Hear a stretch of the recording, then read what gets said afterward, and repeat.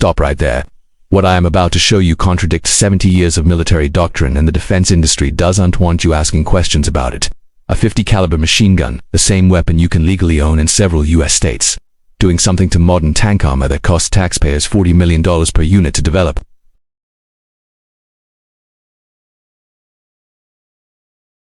Three separate declassified incidents, buried in military archives that most people will never read, prove that what we've been told about armor superiority is incomplete at best and deliberately misleading at worst.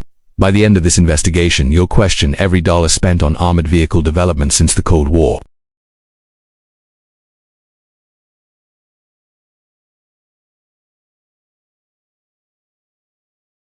Let's start with the fundamentals they teach you in any basic military education course. Tank armor is impenetrable to small arms fire, period. That's the doctrine. That's what justifies the cost. Modern composite armor on vehicles like the M1 Abrams combines depleted uranium mesh, ceramic plates, and hardened steel in a configuration specifically engineered to defeat armor-piercing rounds up to 30mm caliber. The 50 caliber BMG round, firing a 661 grain projectile at 2,800 feet per second, shouldn't even scratch the surface. Except physics has a funny way of behaving differently under real-world conditions than it does in controlled laboratory testing.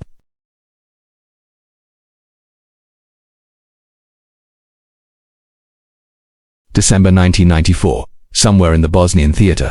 I won't give you the exact location because portions of this after-action report remain redacted 30 years later, which should immediately make you suspicious. A Serbian T-72 tank, not exactly cutting-edge technology but still featuring composite armor packages that should absolutely laugh off 50 caliber fire, was disabled by a sustained burst from a Browning M2 machine gun mounted on a Humvee. Not mobility killed by shooting the treads, which would be unremarkable. Not disabled by hitting external equipment or optics, which would be standard harassment tactics.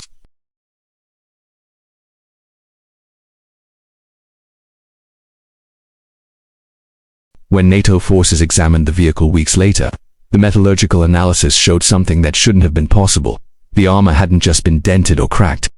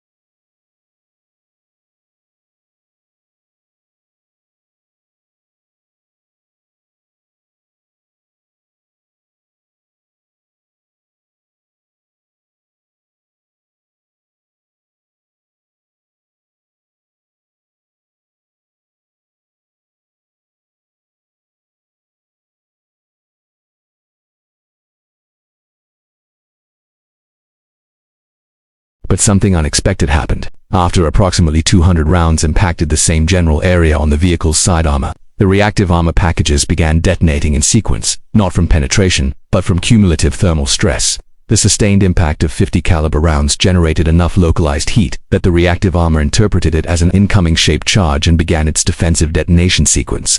Once those packages were exhausted, continued fire from the same 50 caliber weapon achieved penetration of the underlying composite armor. The vehicle was evacuated and later recovered, but 3 crew members sustained injuries from spalling and 1 from actual round penetration into the crew compartment. The after-action report on this incident is a masterpiece of bureaucratic evasion. It concludes that the armor performed within acceptable parameters under conditions that exceeded the original design specifications. Read that sentence again. The armor worked exactly as designed except when it was used in a way that it was undesigned for, which is apparently fine, because nobody predicted that someone might shoot at a tank repeatedly in the same spot. This is the equivalent of saying your bulletproof vest works great unless someone shoots you multiple times in the same location, at which point it's not really the vest's fault, is it?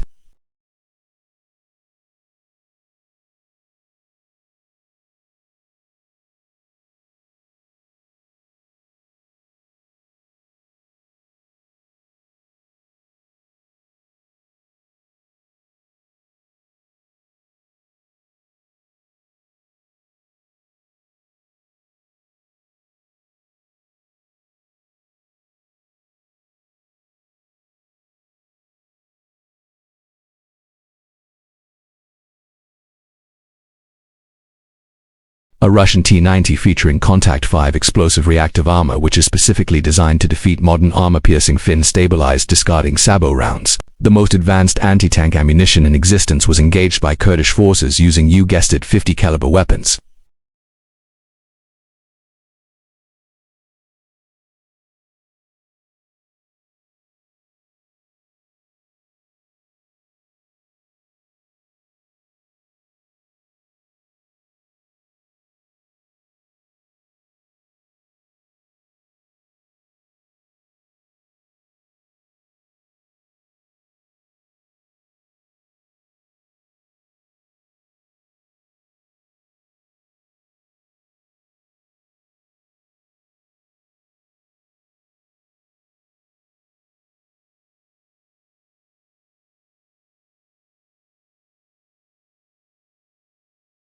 Composite armor layers began to delaminate at the junction points, a failure mode that's only supposed to occur from massive kinetic impacts like tank main gun rounds.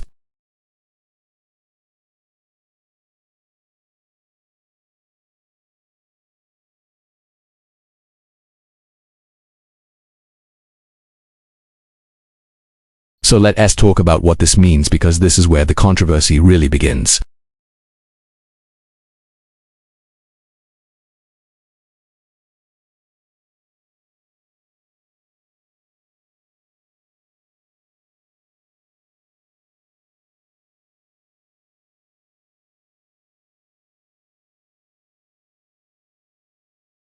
Option 2. Classify everything, fragment the information, and ensure that these 3 incidents plus, however many others exist in classified databases, never get analyzed as a pattern.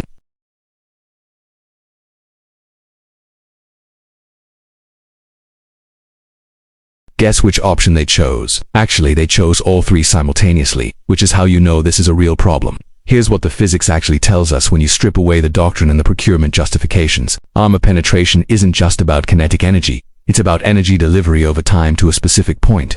Standard armor testing fires single rounds or short bursts at armor samples and measures where the penetration occurs.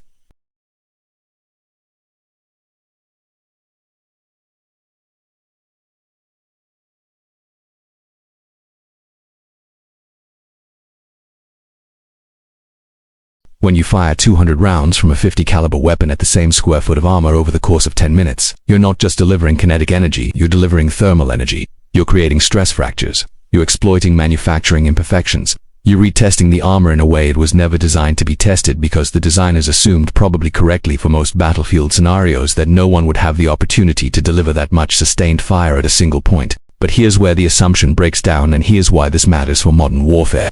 The assumption that sustained 50 caliber fire at a single armor point is unrealistic depends on a battlefield that doesn't exist anymore. That assumption was built during the Cold War, when the threat model was Soviet tank columns advancing across the Fulda Gap in Germany, where engagement distances were measured in kilometers, where targets were moving rapidly, where the idea of sitting in one position pumping 200 rounds into the same spot on a tank was tactically absurd. But modern asymmetric warfare doesn't look like that. Modern urban combat doesn't look like that. When a tank is moving through a city street at 15 kilometers per hour, when it's forced to stop at choke points, when insurgent or unconventional forces have prepared positions with interlocking fields of fire, suddenly that unrealistic scenario of sustained fire on a single point becomes not just possible but tactically straightforward. And the defense establishment knows this. I can prove they know this because of a fascinating document that was briefly available through a Freedom of Information Act request before being recalled and reclassified. It's a 2009 study commissioned by the Office of Naval Research, which you might think has nothing to do with tank armor but actually funds a lot of materials research for all branches. The study was examining vulnerability of composite armor to sustained suboptimal kinetic attack, which is military speak for exactly what we're talking about. The conclusions of that study, the parts that were released before reclassification, indicated that all composite armor systems then in service had potential vulnerability to thermal stress accumulation under sustained fire conditions not represented in standard testing protocols. The study recommended, and I'm quoting here, immediate revision of armor testing standards to include sustained automatic weapons, fire scenarios, and possible redesign of armor geometry to eliminate thermal accumulation zones. That was 2009, 16 years ago. Want to guess how many of those recommendations were implemented? Based on procurement records and armor specifications for vehicles fielded since then, the answer appears to be essentially none. The M1A3 Abrams upgrade program, the Bradley replacement program, the Marine Corps ACV program, none of them show evidence of addressing this specific vulnerability in any meaningful way. Why? Because fixing it would require admitting it exists, and admitting it exists would raise questions about every armored vehicle purchased in the last 3 decades. We're talking about hundreds of billions of dollars in procurement that was based on armor specifications that may not actually provide the protection claimed under real-world combat conditions. Now let us talk about the 50 caliber round itself, because understanding the ammunition explains why this vulnerability exists. The standard 50 BMG round was designed in 1918, over a century ago, to defeat the armor of World War I era tanks and to provide long-range anti-aircraft fire. The armor-piercing variant, the M2AP round, uses a hardened steel core that can defeat approximately 1 inch of rolled homogeneous armor at 500 meters. Modern tank armor is equivalent to 600 to 900 millimeters of rolled homogeneous armor depending on the specific location and type. So mathematically, the 50 cal shouldn't even be relevant to this discussion, but that math assumes each round is treated as an independent event. It assumes the armor returns to its initial state between impacts. Materials science tells us that's nonsense. Every impact creates stress. Every impact generates heat. Every impact causes microscopic fractures in the armor matrix that may not be visible but absolutely affect the structural integrity. When you're talking about composite armor, which is multiple layers of different materials bonded together, you're introducing interfaces between those materials. And interfaces are always the weak point in any composite structure, the bonding between ceramic and steel, between depleted uranium mesh and backing plates. That bonding is incredibly strong under single impact conditions, but it has thermal limits and stress accumulation limits that are much lower than the materials themselves. Here's an experiment I want you to imagine because it illustrates the principle perfectly. It'll probably survive intact. Do it 100 times, it'll shatter eventually, not because any single drop exceeded its strength, but because the cumulative microfractures weakened the structure until catastrophic failure occurred. Now imagine that plate is a ceramic armor layer in a composite array. And instead of dropping it, you're hitting it with 661 grain projectiles at 2,800 feet per second. The principle is identical. Cumulative damage in composite structures is a well-understood phenomenon in materials science, but somehow it's been ignored or minimized in armor development. And here's where we need to talk about the economics and politics of this, because that's ultimately what prevents the problem from being addressed. The defense contractors who build these armored vehicles, companies like General Dynamics, Land Systems, and Base Systems, have multi-billion-dollar long-term contracts based on the current armor paradigm. Their testing protocols, their specifications, their performance guarantees, all of it is built around the assumption that small arms fire is irrelevant to armor protection. If that assumption is challenged, if testing standards are changed to include sustained fire scenarios, there's a very real possibility that existing armor systems would fail those tests. And if they fail those tests, the contractors are potentially liable for providing armor that doesn't meet the implied standard of protection, even if it technically meets the written specifications. So what happens instead? The testing standards don't change. The incidents get classified or explained away. The armor gets a minor upgrade here and there, usually adding more reactive armor or slightly thicker plates, which actually makes the problem worse because it adds more weight without addressing the fundamental vulnerability. And most importantly, the doctrine stays the same. Tank armor is impenetrable to small arms fire. Don't worry about it. Focus on the real threats like anti-tank guided missiles and enemy main gun rounds. If a 50 caliber weapon, which costs about $15,000 and can be operated by 2 people with minimal training, can under specific but achievable conditions defeat armor on a vehicle that costs $8 million, what does that mean for the future of armored warfare? What does it mean when the asymmetry of cost and capability is that extreme? A single M1 Abrams tank costs $8.5 million to build and about $900 per mile to operate. A 50 caliber rifle and ammunition costs less than a nice used car. If unconventional forces figure out, and evidence suggests some already have, that the way to defeat armor isn't to acquire expensive anti-tank weapons but rather to use patience and sustained fire from cheap heavy machine guns, the entire economic model of armored warfare collapses. This is exactly what happened with improvised explosive devices in Iraq and Afghanistan. The military spent decades and billions developing mine-resistant vehicles, but insurgents adapted by simply making bigger bombs. The cost to the insurgents went up marginally. The cost to defeat the insurgent bombs went up exponentially.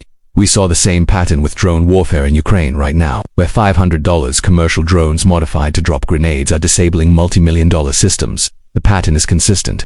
When defenders optimize against specific expensive threats, attackers adapt by finding cheap unconventional approaches that exploit assumptions in the defensive paradigm. So what's the solution? How do you fix armor that's vulnerable to sustained fire? The honest answer is you probably can't, not without completely rethinking what armor is supposed to do. You could make the armor thicker, but that adds weight, reduces mobility, and there's still a cumulative damage threshold. You could space the armor differently, add air gaps to dissipate heat, but that increases the vehicle's profile, making it a bigger target. You could develop new materials that don't accumulate thermal stress, but materials science hasn't produced anything that meets that requirement while still providing kinetic protection. Every solution creates new problems. Don't let your armored vehicles sit in positions where they can receive sustained fire. Don't operate in environments where unconventional forces can set up prepared positions with heavy weapons. Maintain standoff distance. Use infantry screens. Employ combined arms tactics that don't rely on the tank being invulnerable. In other words, accept that armor has limits and fight accordingly. But that solution requires admitting the problem exists, and that admission has consequences. It means rewriting doctrine. It means retraining crews. It means having very uncomfortable conversations about whether the Army's planned purchase of 450 additional Abrams tanks at $24 million each represents good value. It means congressional hearings asking why the Pentagon spent $40 billion on armor upgrades that may not provide the protection that was promised. So instead, we get silence. We get classification. We get defense contractors selling the same armor systems with minor modifications, while avoiding any testing that might reveal the vulnerability. And we get soldiers and Marines who climb into vehicles, believing they're protected from threats that, under specific circumstances, can absolutely penetrate their armor. Let me be absolutely clear about something because I know exactly what some of you are thinking. I'm not saying tanks are obsolete. I'm not saying armor is useless. I'm not saying 50 caliber weapons are now anti-tank weapons. What I'm saying is that armor protection is conditional, situational, and has vulnerabilities that aren't being honestly addressed. A tank that's moving, that's employing proper tactics, that isn't forced to sit in kill zones while taking sustained fire, is still extraordinarily well protected and effective. But a tank that's stuck in an urban environment, that's predictable, that's taking fire from prepared positions, may be vulnerable to weapons we've been taught to ignore. The broader issue here is about institutional honesty and adaptation. The US military is very good at fighting the last war. It's much worse at honestly assessing vulnerabilities that don't fit established doctrine. The 50 caliber vulnerability to armor isn't the only example. We've seen similar patterns with GPS jamming, with cyber attacks on military systems, with small drone swarms. In each case, there's a period where the threat is minimized, explained away, or classified until it becomes so obvious that it can't be ignored anymore. By that time, adversaries have already adapted their tactics, and we're playing catch-up. So here's what I want you to take away from this. To question whether the equipment we're rebuying is actually optimized for the wars we're likely to fight rather than the wars we want to fight. When someone tells you that modern armor is impenetrable to small arms fire, ask them what testing supported that conclusion.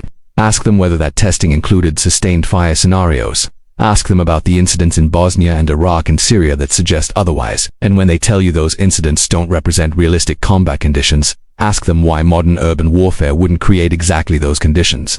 The truth is that armor technology and anti-armor technology have been in an evolutionary arms race since the first tank rolled onto a World War I battlefield. Armor improves, weapons improve, tactics adapt.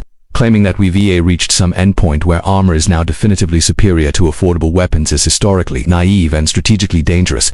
The 50 caliber vulnerability might be a minor footnote in that larger story, or it might be a warning sign that our current armor paradigm has reached its limits. Either way, it deserves honest analysis rather than classification and dismissal. The fact that we're not having that honest conversation should tell you everything you need to know about whose interests are being served by the current system. And I'll give you a hint, it's not the soldiers who have to trust that armor with their lives.